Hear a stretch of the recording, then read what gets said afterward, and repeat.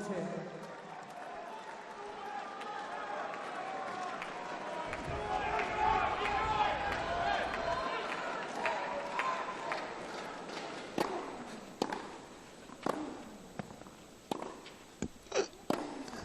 je to! Kako smo dobili bod! Bravo Mate Deliću!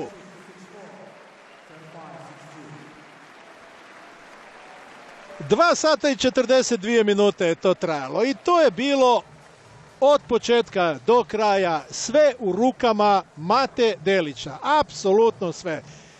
Puno put sam rekao, Sajsling ovdje ne diktira, sve pozitivno i negativno u rukama i sada može stvarno slaviti jedan dan, jedno poslijepodne u Amsterdamu koje ostaje zauvijek kao najljepša teniska nagrada za sve uloženo u ovaj sport. Karijera je na početku. Puno tu još ima stvari koje on može popraviti, koje može i promijeniti, ali izvukao je meč, dokazao samom sebi da i u ovakvim okolnostima može odigrati. Prvi put u životu igrao je za Davis Cup reprezentaciju.